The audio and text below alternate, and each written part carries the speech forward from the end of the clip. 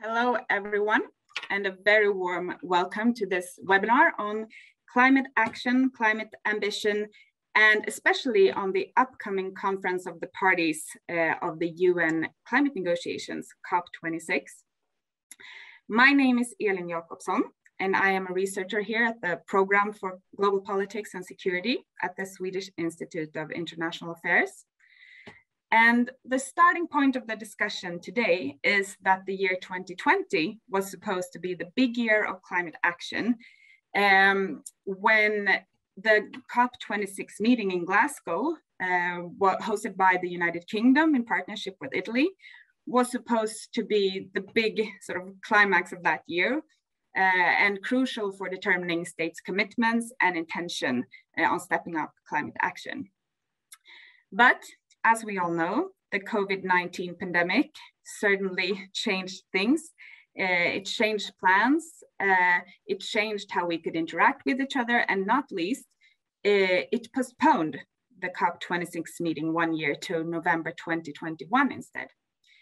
And in this seminar, we are going to discuss how COVID-19 has affected climate politics and ambitions, how COP negotiations and preparations can be carried out during a pandemic, and not least, what are the goals and ambitions of the host countries, the UK and Italy. And to discuss this, we are very honored and happy to have two very distinguished guests in our panel today. We have Ambassador Judith Gough, the British ambassador to Sweden, and Ambassador Vinicio Matti, ambassador of Italy to Sweden. A very warm welcome to you both. And the ambassadors will have a few minutes to tell us about their respective countries' priorities, expectations, and hopes for the upcoming COP26 meeting. And after that, we will discuss the past, present, and upcoming challenges and opportunities in the work leading up to the meeting in November. And not least, of course, in relation to the COVID-19 pandemic. And for the last part of the webinar, we welcome all of you who are listening to ask questions. So throughout the talk here today, from now on until the end, you may ask questions in the Q&A function below, and please do so. We will try to answer as many as possible of them. Wonderful. So without further ado, I will now give the floor to the ambassadors to give their introductory remarks. So we will start with the UK's representative in Sweden, Ambassador Judith Gough. Please go ahead. Thank you, Ellen. Good morning, everybody. And firstly, a huge thank you to UE for hosting this morning, and lovely to see my colleague, Ambassador Vinicio Matti, on the screen as well. Good morning. The UK, of course, is really proud to be hosting the largest climate summit this autumn, albeit a year late, but we're pleased that it finally gets to happen. And it's a great honour, but of course, that great honour comes with great responsibility to unite the world that is on a path that is in line with Paris Agreement's temperature goal. So therefore, climate change is a top priority for the UK this year. We're delighted to be partnering with Italy, but it's not just an objective for this year. This is at the heart of our long-term international diplomacy.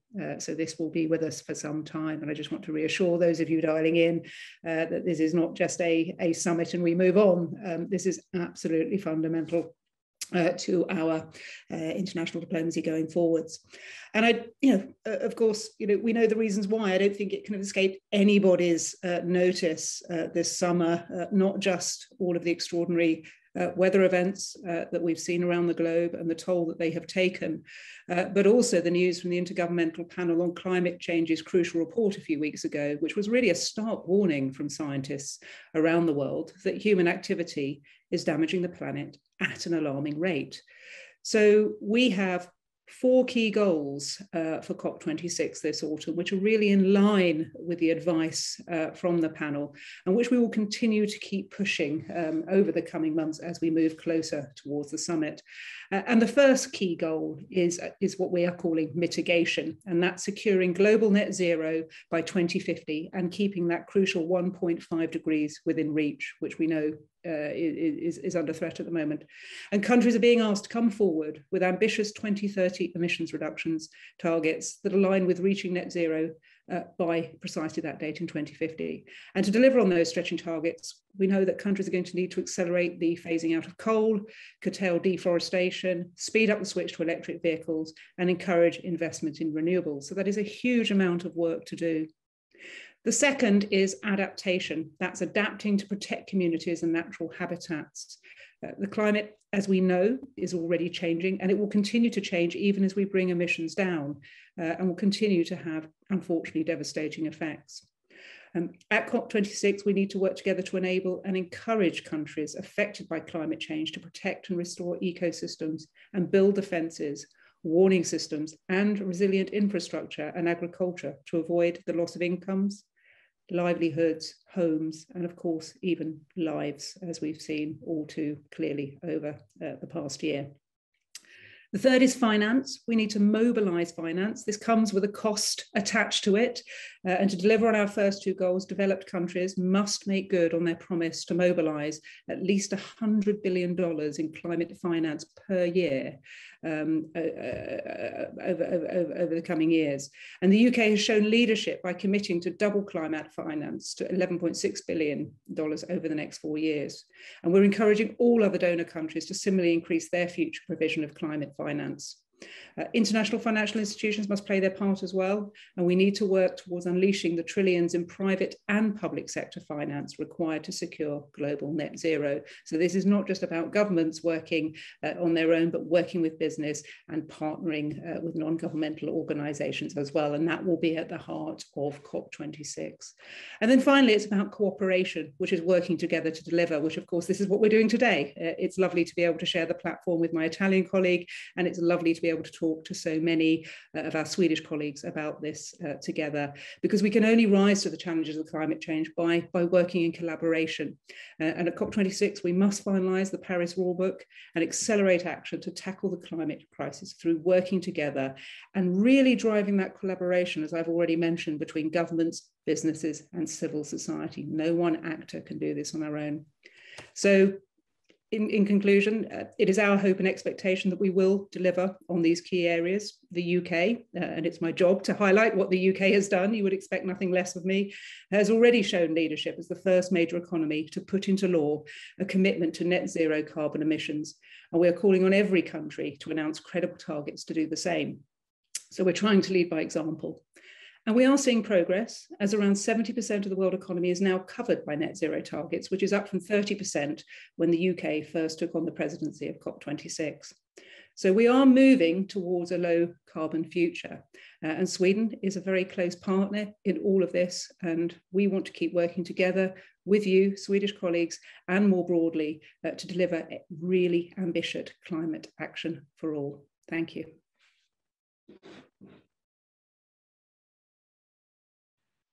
Thank you very much, Ambassador Goff, for this really interesting introduction. And it certainly becomes clear that you have a very high ambition and you're certainly taking on the big plate that has been handed to you here in this setting. I will now turn to the country that hosts the meeting in partnership with you in the UK, and that is Italy. And we will hear from their representative in Sweden, Ambassador Vinicio Matti. Please go ahead. Thank you. Thank you very much. Thanks to the Swedish Institute of International Affairs for this kind invitation to take part to this conversation on one of the most sensitive issues of our time, the fight against climate change and the state of play of international negotiations on it.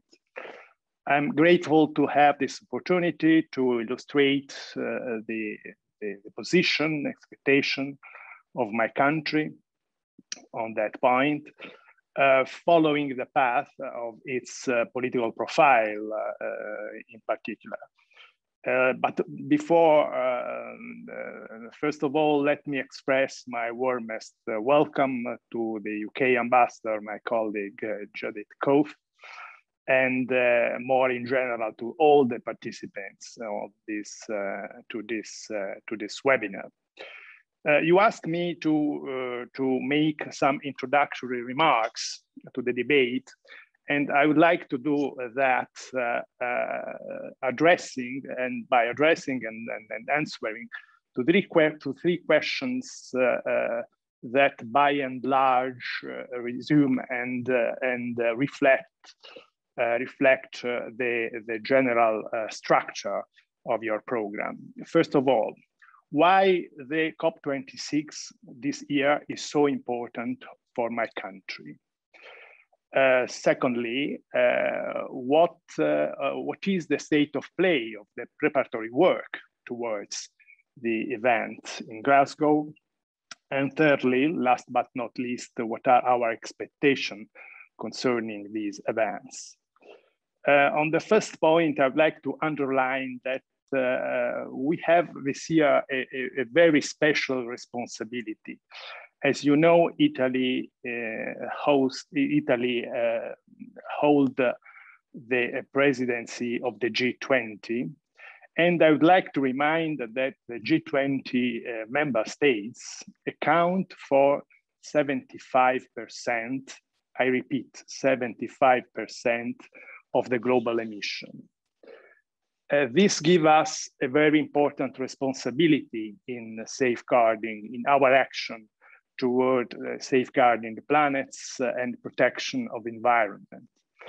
And this is the reason why this issue is at the very heart of our program this year of G20 presidency. The slogan of our presidency is contained in three words: people, planet, and prosperity, because we focus on enhancement of those public goods as a condition for preventing and addressing shocks like the ones we are experiencing during these months, and in particular last summer, as my British colleagues mentioned before. And we have, therefore, to image a new development model. Tackling climate change is at the heart of these efforts for us this year. Our aims remain always the same. We are strongly committed to push forward, to push ahead, to encourage the full and effective implementation of the Paris Agreement. That means to commit to emission reduction targets, to limit global warming below 1.5 degrees Celsius above the pre-industrial level. I would like to remind, as my president of the council made during the conference press after the global summit recently held in Italy, that under current policies, we are set to achieve 3 degrees of global warming. Secondly, to reach net zero emission by 2050, to moderate potential damages associating with climate change, to wider within the international community the acceptance of carbon neutrality objectives, to accelerate mitigation measures concerning the phasing out of coal. This is another very sensitive issue affecting our economies. And a very important aspect is also to facilitate more private and public capital flows to climate-related initiatives. With bearing in mind these objectives and acknowledging that scientific community, the assessment of the global scientific community that the more contribution of the energy sector to global greenhouse gases emissions is very important. And therefore, the nexus between climate and energy. We decided to hold this year during our presidency of G20 for the first time in the history of G20, a joint climate and energy ministerial meeting in Naples last June. And we obtained significant results from that, recognizing, first of all, this nexus, this interrelation between energy and climate, which is an important aspect for us, and a series of common priorities, seizing opportunities offered by innovative technological solutions, role of sustainable cities, alignment, as I said before, of global financial flows towards green sustainable recovery. In this prospect, of course, we hope that a strong resolve of G20 in a Rome summit, coming from the Rome summit, could have beneficial effects and can increase possibility of a successful outcome of the COP26. Coming to the second point, what is the state of play of the preparatory process of the COP26?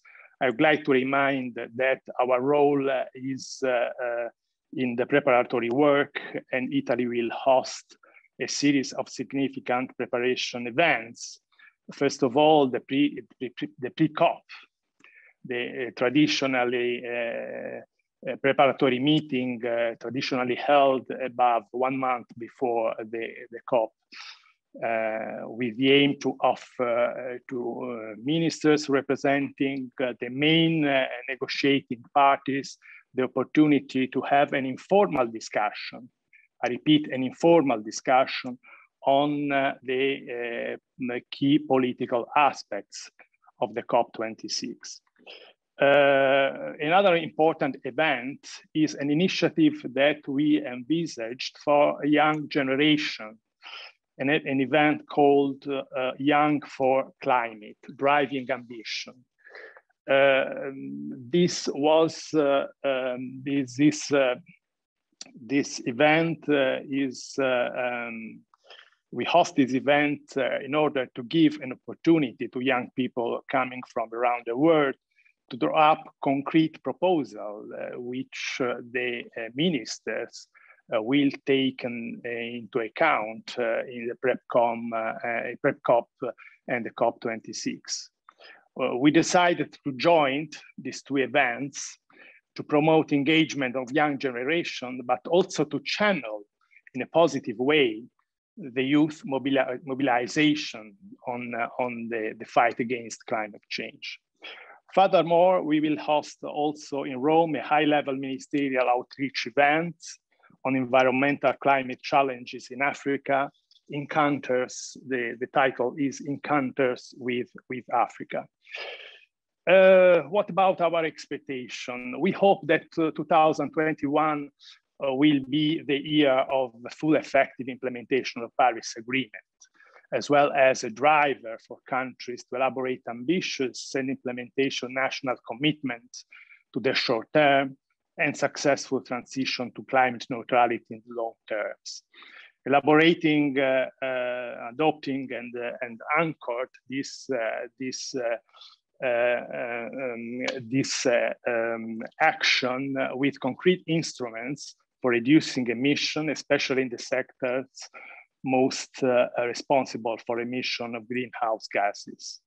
We are looking forward with confidence to a fruitful outcome of the G26 in Glasgow, as in our capacity of the G20 presidency and partner of the UK for COP26, we have been working strenuously to ensure the success of the negotiation process with constant diplomatic activity and consultation with our European and transatlantic partners.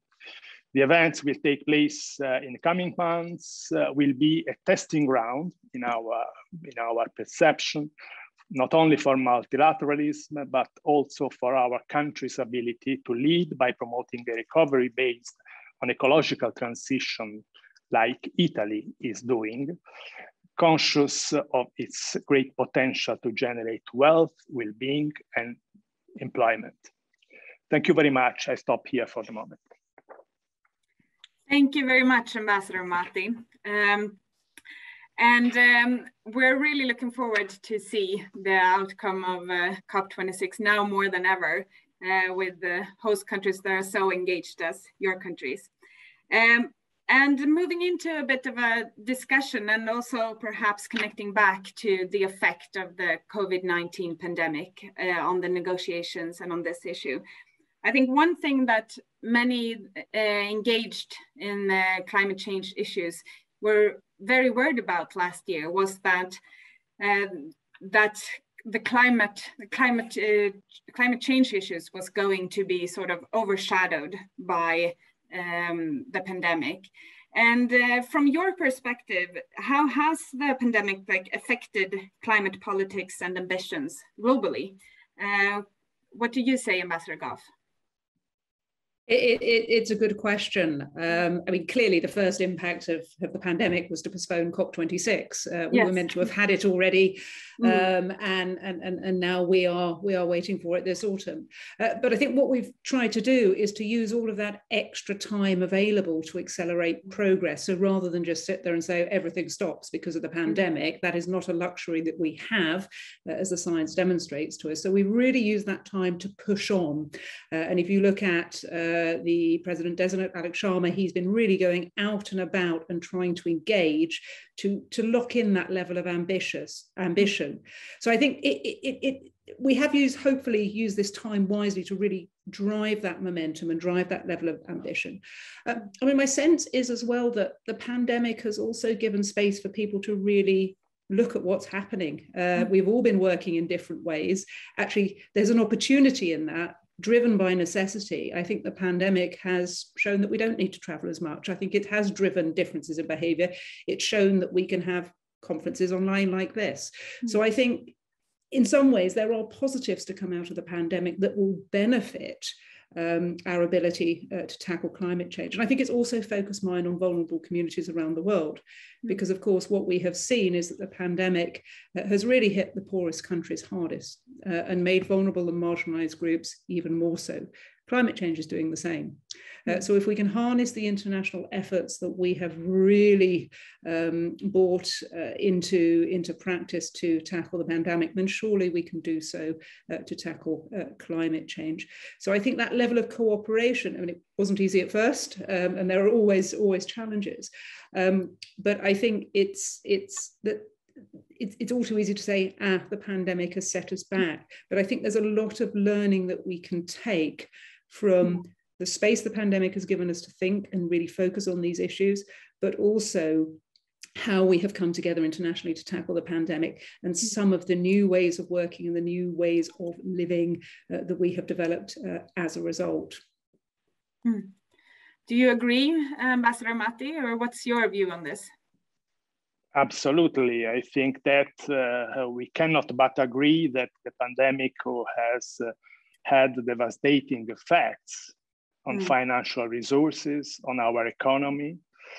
But as science shows, it is also highlighting the urgency to place fight against climate change and protection of the environment at the heart of our national recovery plans.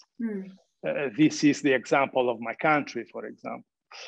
And this is also the principle underlying the Next Generation EU and the National Plan on Recovery and Resilience adopted by different European countries.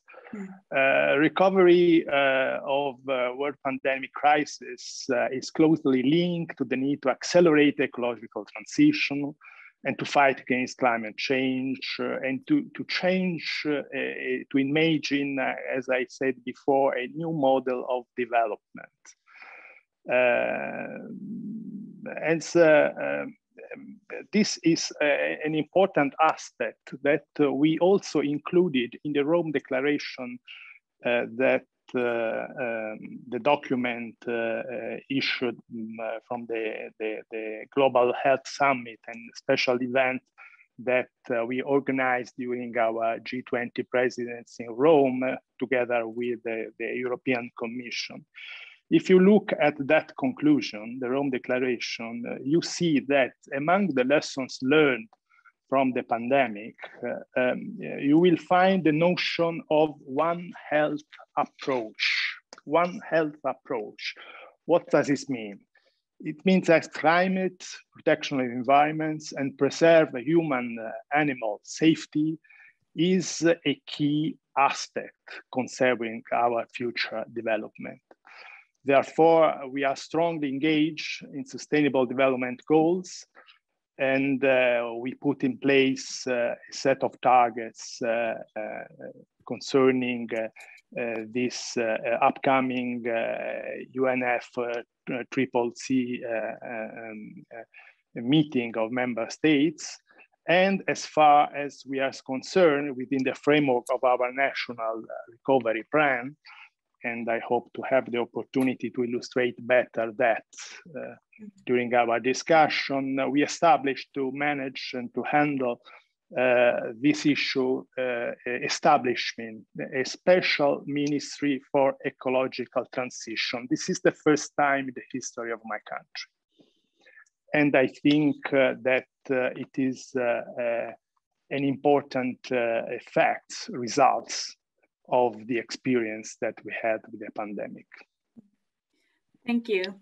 But no doubt, I mean, the pandemic has, even though it perhaps gave us more time to prepare for a COP26 meeting, hasn't it also sort of drained out some financial and political resources? I mean, is there enough money and political capital left to handle the climate crisis amidst the pandemic?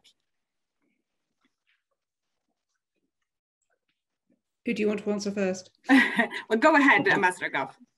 I mean, I think that rather presupposes that we have a choice. And I don't think we do. And I don't think our leaders think we have a choice either. What are we facing? We are facing and dealing with an unprecedented global pandemic. We are also facing and dealing with the biggest threat to our planet in terms of climate change. I don't think it's a choice between one or the other.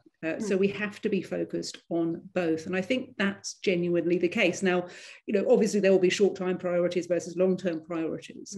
But I think also that the other area where we don't really have a choice is there isn't a choice between cleaning up our environment and growing our economies.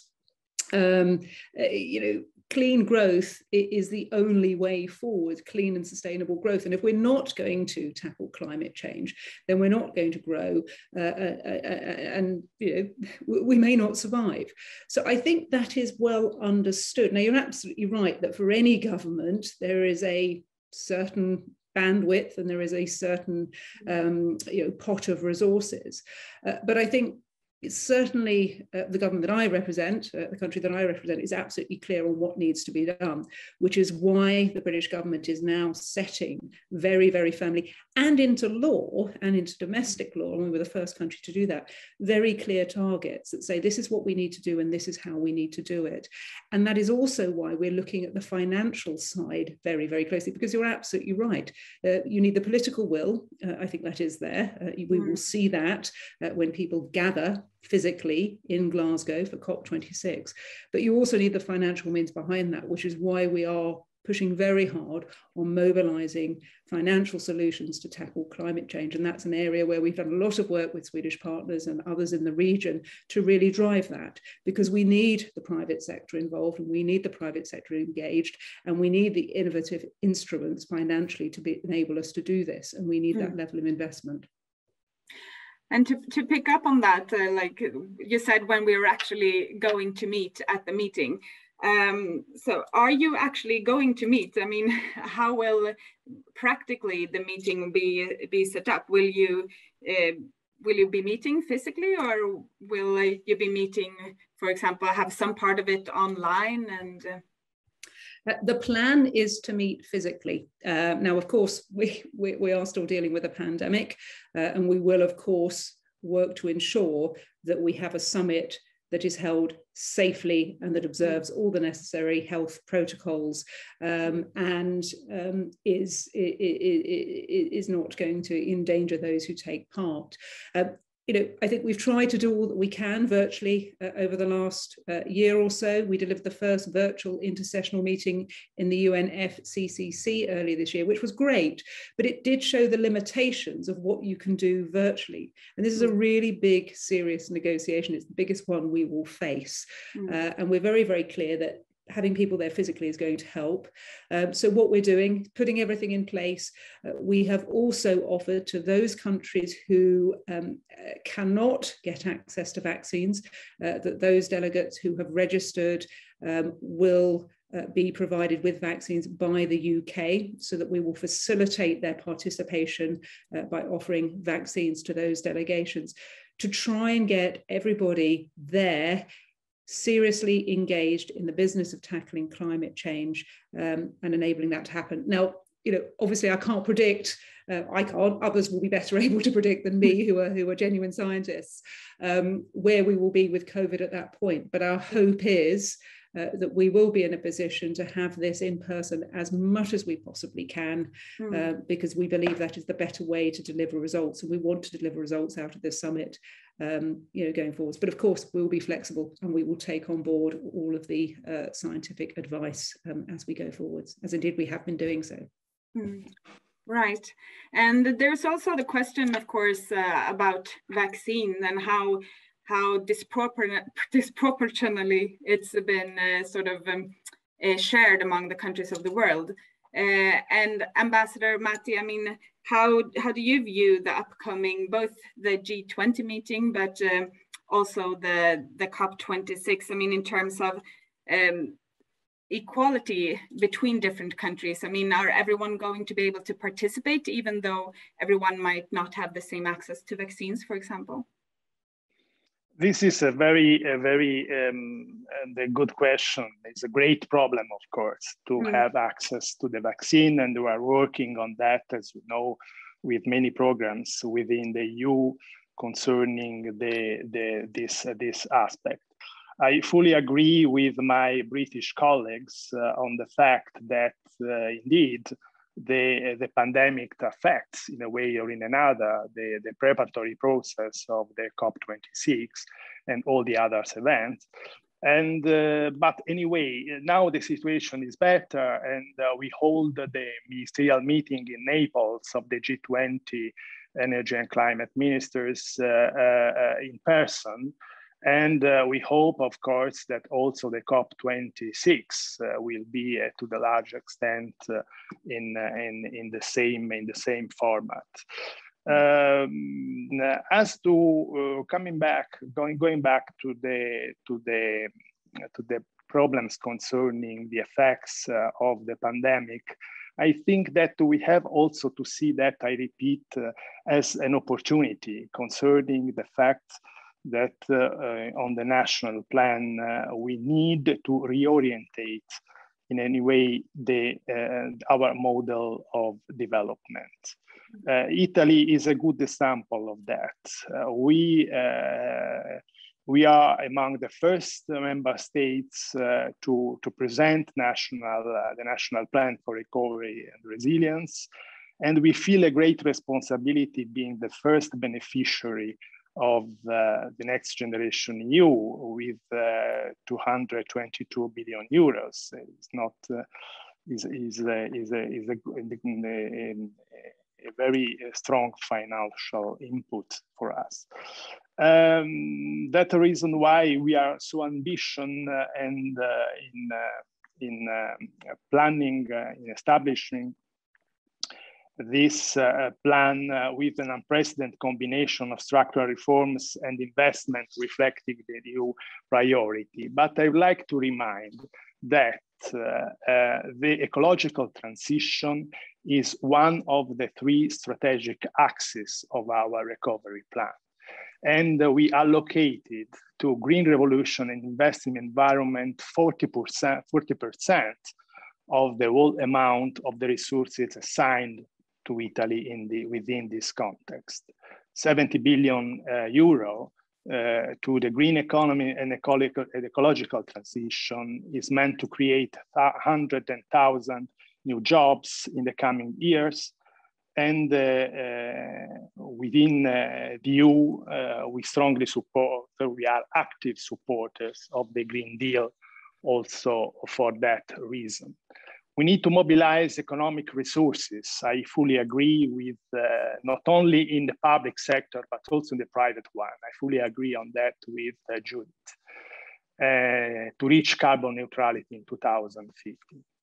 And by adopting measures to promote energy efficiency, achieving sustainable transformation of urban mobility, rehabilitating territories, building green infrastructures.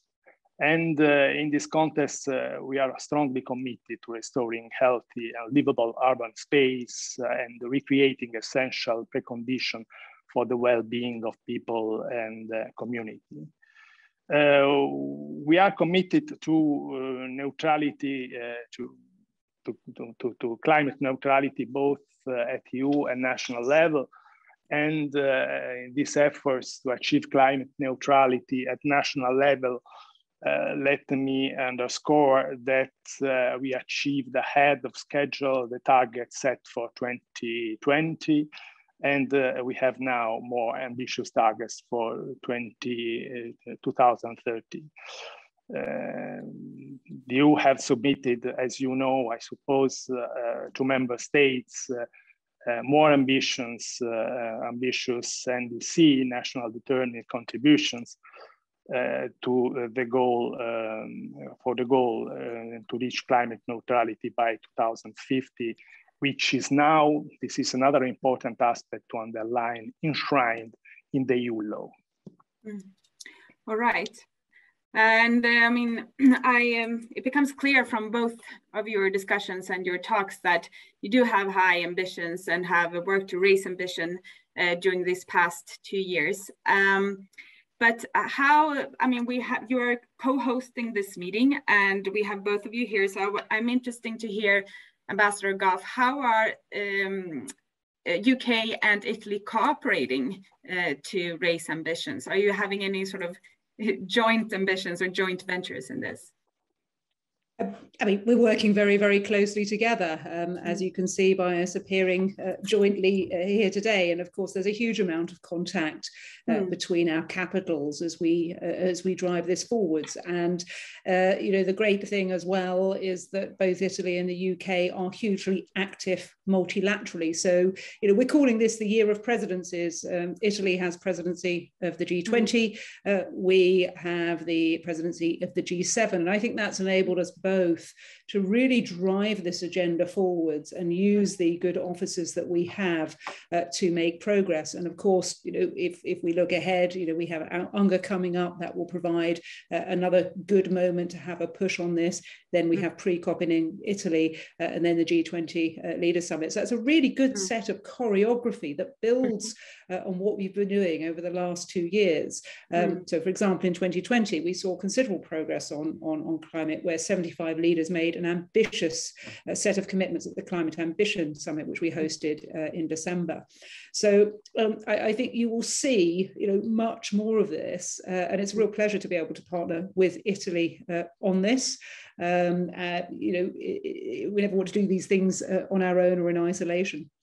And I think, you know, there is a huge amount of work that we will take forward together over the coming months and beyond. But of course, it's not just about our two countries. It's about working with countries such as Sweden as well, who also bring a huge amount to the debate, not just in terms of your own policies, but your own examples in what we can do together. I mean, only last week I was talking on a panel with a lot of Swedish companies talking about about mass electrification. You know, if we're going to do this, how do we do this, and what are the practical implications, and what is the infrastructure that we need to put in place? And you know, I think there, you know, there's a very good case for working very closely together with Sweden and learning from your experience, because I think you're just that little bit further down the road than most countries on this. So this is all about collaboration, working together, learning from each other, and really understanding what it is we need to do. And of course, not just developed countries working together, but actually working together with those who will find this harder to do in some ways, but of course who are more vulnerable to the impact of climate change. So we need to make this inclusive and not just about developed countries leading the charge. We need to work together with other countries so that we are doing this together in a way that brings everybody with us, and we really have that common commitment and high level of ambition by the end of COP26. Right. Yeah, and it's so interesting to use these different kinds of fora and platforms to cooperate with different countries on this. You mentioned the UNGA, the United Nations General Assembly, and their year starting here in a couple of weeks. And Ambassador Matti explained before how they had been working in the preparations of the G20 to, have this sort of confluent of events, and how they can use that to raise ambitions among the major economies of the world. Have the UK also used the G7 meeting to try to raise ambitions ahead of COP26? Yes, you were. Yes, absolutely. No, sorry. No, sorry. I'll say yes and pass over. Well, we certainly have so much to talk about this.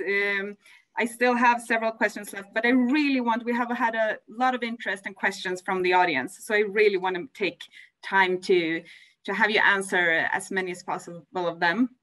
And one thing is, we have already touched upon how the meeting will be practically held, but has there been any sort of learnings of the pandemic that actually affects the COP26 and the preparations for it? What have the US host countries sort of taken from, what learnings have you taken from the pandemic in the preparations for the meeting?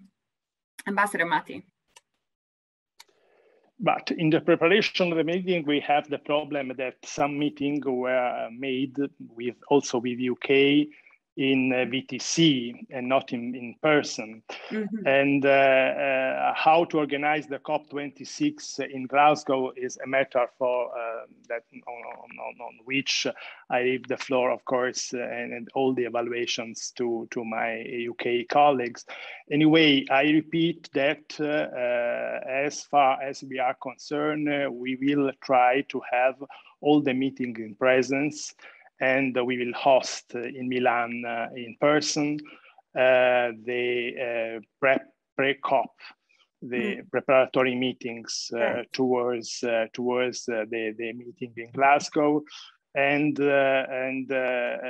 also the events concerning young generation will be in person, and with participation of people young from around the world, in part in person and part in VTC. Though I fully agree with my UK colleague on that, on the cooperation between Italy and UK was very, very good. We have been working strenuously, I repeat, to ensure the success of negotiating process, and with constant diplomatic activity also in consultation with other European members like Sweden, for example, who is a world leader in this field, and also transatlantic partners, of course. I repeat, we have challenges and opportunities from this COP26. Among the first one, let me mention that if I may focus on a very delicate point, the non-delivery of $100 billion pledge by developed countries to developing countries could have a negative impact on the pre-COP and on the COP26, in particular in terms of trust. And I fully agree with Judith that finance is a top priority aspect also for the G7 summit in June, as we saw. And it will play also a key role for Italy's G20 summit in Rome, both on the energy climate track and on the finance track, leading the gap to the Rome summit. Anyway, in our view, the success of COP26 is linked to the completion, I repeat, of the fundamental aspect of fully balanced implementation of the Paris Agreement, and we should ensure a robust rules we hope will be approved in Glasgow. We want a multilateral outcome, but not a multilateral framework which could undermine ambitions of Paris Agreement. The pre-COP in Milan, I hope, will help to ensure a fruitful outcome also of the meeting in Glasgow. Thank you. And another question we've gotten concerns the role of researchers. And to what extent can proposals from researchers affect the negotiations? For example, proposals for COP26 to set a standard for green recoveries and begin negotiations on a fossil fuel phase-out agreement. What do you say, Ambassador Goff, the role of researchers? I mean, there is clearly a very, very strong role for researchers, for scientists. You know, diplomats are not doing this in a vacuum.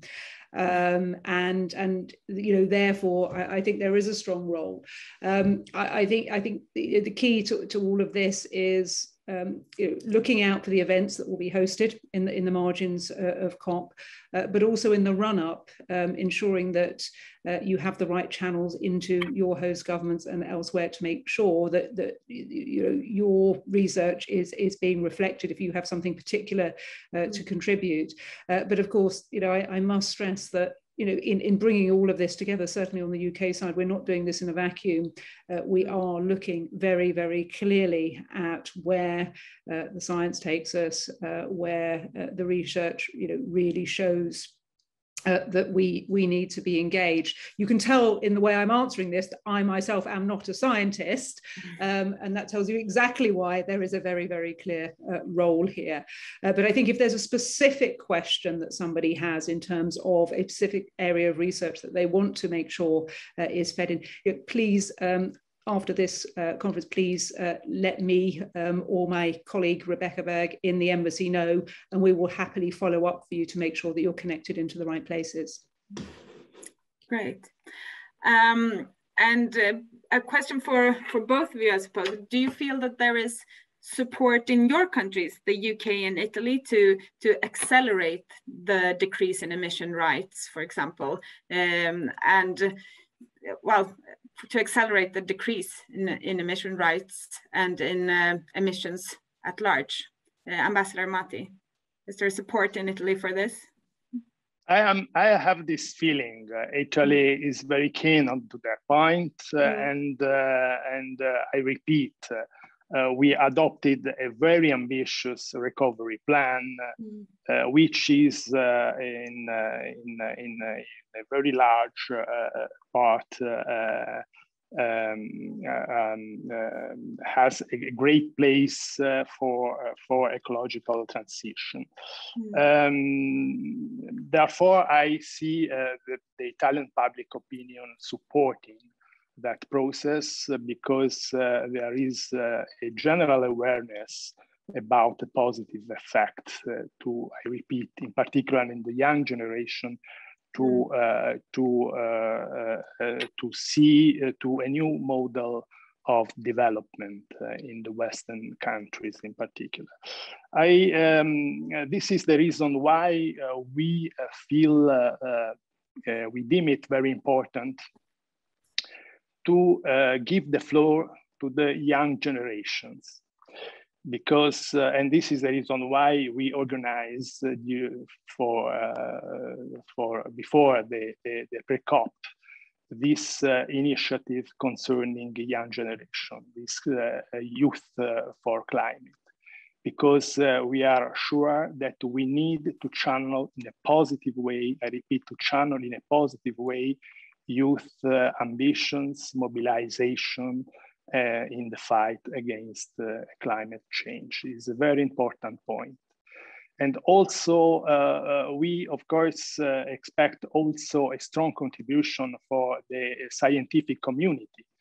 And within this framework, also the role of researcher is very important, of course. And we are awaiting in Milan, in this event, also NGOs, expert concerning the climate agenda and more in the protection of environment and more in general researchers from all over the world. Great. And Ambassador Goff, if you could say something about the support in your country for accelerating the decrease in emissions, and also perhaps answer another question from the audience, which is on climate finance again. And it says, could you elaborate on the issue of climate financing as it pertains to the COP26, and more specifically, the responsibilities of the more developed nations in this regard? Okay, thank you. Actually, just to come back on the previous question, because one of my colleagues has just quietly nudged me to remind me the one point that I didn't make, which is that science and innovation does have its own day at the COP26 programme. Okay. So just to put that in as a plug. I mean, in terms of public support, I'll be honest, if you ask the public in the UK, do we need to do something and is it the right thing to do? I think most people will say yes and understand that. The difficulty is translating that into personal action and potentially what some people will see as personal sacrifices. So it's one thing to say, yes, of course, it is really important to tackle climate change. I can see that we need to do this. It's another thing to say, and as a result, I am not going to drive a petrol or a diesel car, or I'm going to fly less. So I think the general public support is there in the UK. I think there is a growing understanding of what people need to do on a personal level. But I think this is one of the reasons why the government is moving forwards with some quite clear legislation and plans to, for example, ban the sale of new petrol and diesel cars from 2030. Which, for a country of, I was going to say a country of petrol heads, that doesn't sound quite right, but that is a huge shift. For a country to make, not just in terms of mindset, but actually in terms of the infrastructure that you need to service that. Banning gas boilers in new build houses from 2025. So these are all examples of where, and of course, these things may not be uncontroversial. So I think it's a combination of, yes, the public understanding this, but B, then the political leadership putting into place the legislation. So there's a drive towards this, but then of course explaining it as you go in terms of the contribution that makes. And I think something else that we have done quite successfully in the UK over recent years is look at how we nudge people to different sets of behaviour. I mean, the big example of this is where I think we were probably one of the first countries to start doing it. I don't know if we were actually the first, but where you charge 5p for a plastic carrier bag. 5p is 5p, most people can afford it, but on principle, nobody wants to pay it. So therefore, you see almost immediately a huge drop-off in people taking the free, what were previously the free carrier bags and reduction in plastic. I mean, there's a lot more work to be done on this. So I think in that case, and of course on finance, we want to raise, we need $100 billion. That's a lot of money. And we really need countries to step up their contributions. We've doubled ours to 11.6 billion.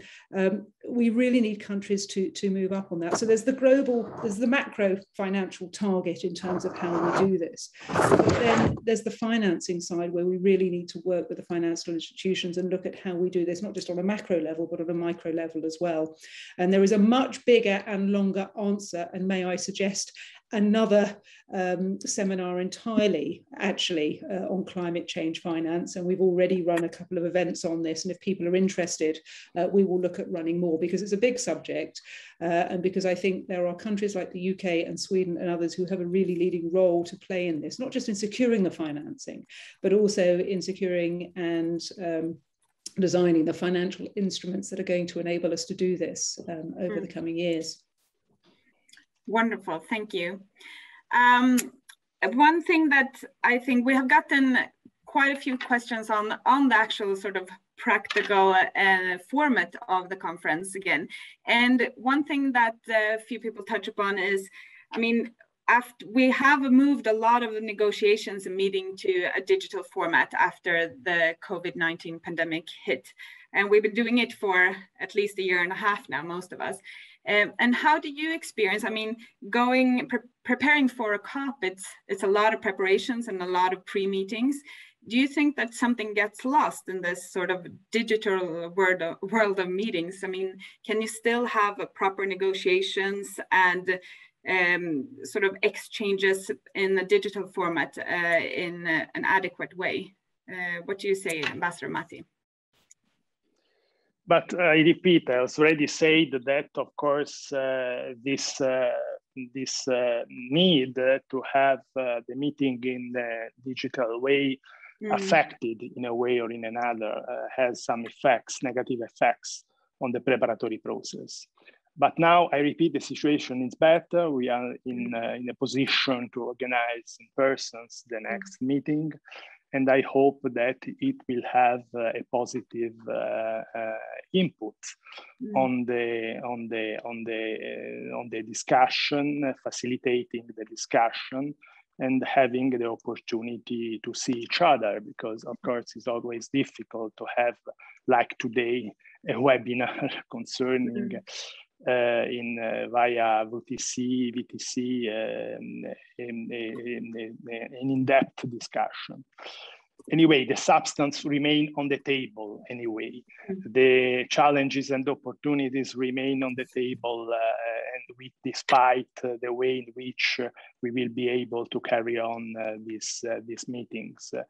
And it concerns, of course, the preparatory process, and therefore the pre-COP, the pre-COP, the young events, and the events that we are planning for Africa, and the meeting in Glasgow, I suppose.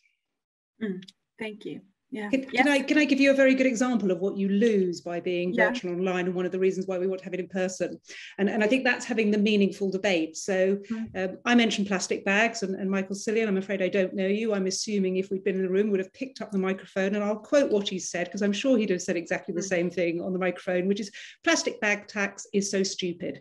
It's not the work we need to do. It signals the status quo, business as usual, consumer society. And what I miss is the ability to debate that and say, well, actually, Michael, in some ways I agree with you. But there's there are 2 points to this. Yes, one, we want to eradicate plastic, but up until the point in which we can do that, we want to change behavior so that there is less demand for the plastic. So I would then debate with Michael and say, I disagree that the tax is stupid, but I do agree with you that there is a broader piece of work that we need to do, and this cannot be it. And I think this is precisely the kind of thing we lose in a virtual world, where we miss that point and that ability of being able to debate in a calm and rational way.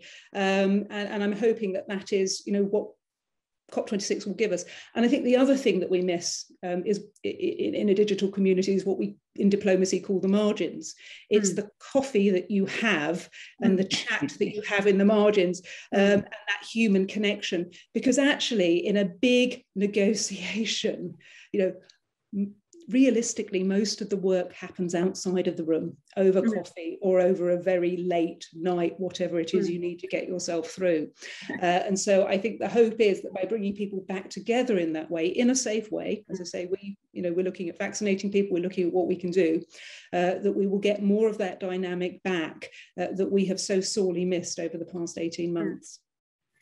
Thank you. And I think it was also a good note to end on, because you brought up a comment from the audience, because Wrapping things up here, I would really like to thank everyone who's been listening, because you have all been really engaged and interested, and I haven't been able to ask all of your questions, not nearly, but that really, if anything, it signals how important this question is and how big the interest is, and that we all really confide in you now to make this meeting a success.